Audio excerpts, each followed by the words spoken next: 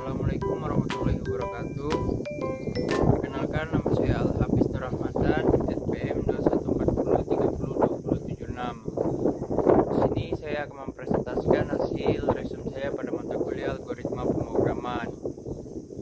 Tanpa berlama-lama, kita lanjut ke pembahasan. Pertama-tama saya akan membahas apa itu algoritma pemrograman.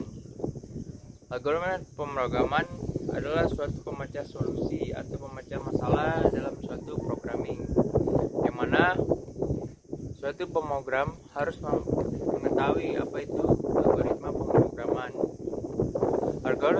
Algoritma pemrograman tidak hanya digunakan untuk menyelesaikan masalah pada komputer, tetapi juga dapat digunakan untuk menyelesaikan masalah yang ada dalam kehidupan sehari-hari. Selain itu, terkait dengan proses atau langkah prosedural biasanya memerlukan algoritma. Pada algoritma itu sendiri memiliki banyak macam fungsinya. Tidak hanya digunakan untuk para pemrogramming, algoritma juga digunakan pada kegiatan kita sehari-hari. Seperti kita memasak Indomie ataupun hal-hal semacamnya, seperti melakukan hal-hal yang bertahap-tahap, yang mana dalam menyelesaikannya butuh proses. Algoritma ini sendiri juga banyak digunakan di setiap perusahaan keuangan ataupun yang lain-lain, yang mana fungsi dari kegunaannya itu menggunakan algoritma mulai dari perdagangan saham dan aset hingga manajemen utang dan penetapan harga pinjaman. Trading menggunakan algoritma sering disebut sebagai trading otomatis, yang memudahkan mereka untuk melakukan pekerjaan. Awalnya, algoritma adalah istilah yang mengacu pada aturan aritmatika yang berguna untuk memecahkan masalah menggunakan angka Arab. Pada tahun 1950, kata algoritma pertama kali digunakan dalam algoritma Euclides, seorang matematikawan Yunani lahir pada 350 Masehi. Dalam bukunya, Elements menulis langkah-langkah untuk menemukan pembagi persekutuan terbesar dari dua bilangan bulat M dan N. Tidak menyebut metodenya sebagai algoritma, itu hanya di zaman modern. Orang menyebut metode algoritma Euclidean. Adapun yang harus kita pahami yaitu jenis-jenis algoritma itu sendiri. Yang pertama itu ada rekursi. Sebuah algoritma rekursi adalah suatu yang akan memanggil dirinya sendiri berulang-ulang sehingga masalah dapat diselesaikan dengan benar. Fungsi dari algoritma itu sendiri berfungsi sebagai definisi dan karakteristik algoritma. Anda harus mengetahui fungsi dari algoritma tersebut. Benarkah algoritma hanya digunakan dalam pemrograman? Seperti yang disebutkan sebelumnya, algoritma dapat diterapkan ke banyak dalam kehidupan. Hanya saja penerapan algoritma yang lebih sering dibahas dalam program komputer itu dalam hal pemrograman. Algoritma pemrograman membantu tim pemrograman untuk memecahkan masalah. Serangkaian solusi untuk masalah ini yang dapat dikembangkan oleh seorang programmer menjadi sebuah program. Selain itu, beberapa fungsi lain dari algoritma adalah sebagai berikut: membantu Anda memecahkan masalah, memudahkan Anda dalam melakukan proses, karena dalam algoritma ini membantu kita untuk memecahkan solusi, yang mana untuk memecahkan solusi itu juga kita butuh memahami juga apa-apa saja yang harus kita ketahui pada algoritma itu sendiri.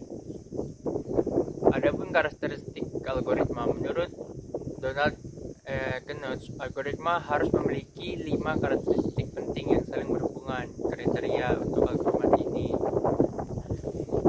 yang pertama itu adalah keterbatasan. Algoritma harus berhenti setelah mengambil sejumlah langkah yang terbatas. Ketika tujuan akhir telah tercapai, program yang tidak pernah berhenti menunjukkan bahwa program tersebut mengandung algoritma yang salah. Yang kedua itu ada kepastian. Setiap langkah harus didefinisikan dengan tepat, tidak juga ambigu. Ada instruksi yang jelas dan tidak ambigu, sehingga tidak ada kesalahan dalam menghasilkan output. Input, masukan. Input ini adalah masalah yang diketahui dan solusi akan diselidiki. Algoritma ini tidak memiliki atau lebih input yang merupakan jumlah yang disediakan algoritma untuk diproses. Adapun output, algoritma tidak memiliki atau lebih nilai output. Output ini tentunya harus menjadi solusi atau solusi dari suatu masalah. Yang kelima itu ada keefektivitasan. Setiap urutan atau langkah harus disederhana mungkin sehingga dapat diimplementasikan dalam waktu yang wajar. Lanjut pada pembahasan selanjutnya, saya akan membahas pengertian dari flowchart. Flowchart atau bagan alur adalah diagram yang menampilkan langkah-langkah dan keputusan untuk melakukan sebuah proses dari suatu program. Setiap langkah digambarkan dalam bentuk diagram dan dihubungkan dengan garis atau arah panah. Flowchart berperan penting dalam memutuskan sebuah langkah atau fungsionalitas dari sebuah proyek. Pembuatan program yang melibatkan banyak orang sekaligus. Selain itu, dengan menggunakan bagian alur proses dari sebuah program akan lebih jelas, ringkas, dan mengurangi kemungkinan untuk salah penafsiran penggunaan. Adapun jenis-jenis dari flowchart ada flowchart dokumen, ada flowchart program, ada flowchart proses, flowchart sistem, flowchart skematik, dan yang lainnya. Simbol dari flowchart juga kita harus ingat, setiap simbol itu berbeda juga fungsinya. Pada dasarnya simbol-simbol dalam flowchart memiliki arti yang berbeda-beda. Jadi untuk flowchart itu sendiri kita harus tahu fungsi dari macam-macam simbol yang ada, karena flowchart ini berperan penting untuk menjabarkan proses-proses yang berjalan menggunakan simbol flowchart tersebut.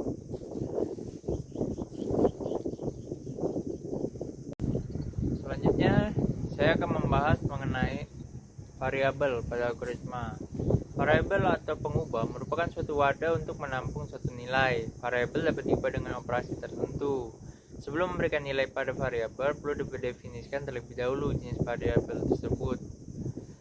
Pada bahasa pemrograman, jenis variabel tidak perlu didefinisikan terlebih dahulu. Pemberian nilai pada sebuah variabel akan secara otomatis menentukan jenis variabel tersebut. Adapun jenis-jenis variabel yang biasa digunakan yaitu seperti integer, bilangan bulat. Variabel berjenis bilangan bulat hanya dapat menampung bilangan bulat seperti min 4, 2, 1, 100, 102, sampai 1240 dan sebagainya. Yang kedua itu ada float, bilangan pecahan. Variabel berjenis float digunakan untuk menyimpan nilai pecahan operasi pembagian. Pada variabel ini akan menghasilkan bilangan pecahan. Contoh, misal A sama dengan 1.0. Pemberian desimal digunakan untuk membedakan dengan variabel berjenis bilangan bulat. Yang ketiga itu ada untai, string. Variabel bertipe untai dapat digunakan untuk menampung suatu teks nilai. Pada variabel jenis string harus diapit dengan tanda kutip tunggal atau ganda. Selanjutnya ada konstanta. Konstanta biasanya dideklarasikan ketika nilai itu memang sudah baku atau tetap, seperti kecepatan cahaya. Yang kedua, saya akan membahas apa itu konstanta. Biasanya konstanta dideklarasikan ketika nilai itu memang sudah baku atau tetap. Dalam pencarian lingkaran konstanta, itu dideklarasikan secara global sehingga kita bisa menggunakan atau memanggil konstanta itu kapan saja. Adapun dalam pembahasan ini yaitu adalah operator. Operator ini mengenali operasi yang akan dilakukan pada beberapa operan sehingga membentuk sebuah ekspresi. Secara umum dalam sebuah ekspresi terdapat sebuah operator yang diapit dari dua operan. Yang itu ada operator aritmatik, adapun ada operator assessment, ada increase and decrease, dan macam lainnya. Jadi pada pembahasan kali ini itu membahas tentang bilangan-bilangan yang ada pada algoritma untuk membuat suatu sistem itu bekerja sesuai dengan apa yang dibutuhkan. Sekian dari presentasi saya kali ini. Jadi untuk kesimpulannya pada pembahasan ini adalah yang mana untuk memahami apa itu algoritma pemrograman, kita sangat penting mengetahui terlebih dahulu apa saja dasar-dasarnya, apa saja yang penting untuk dipahami terlebih dahulu, terutama pada jenis prokat, pascode itu sangat penting untuk dipahami terlebih dahulu, karena algoritma ini sendiri biasanya digunakan pada seperti untuk menciptakan suatu sistem atau proses yang kita inginkan, yang biasanya juga digunakan untuk kegiatan kita sehari-hari. Sekian, itu saja yang bisa saya sampaikan. Jika ada salah-salah kata mohon dimaafkan. Assalamualaikum warahmatullahi wabarakatuh.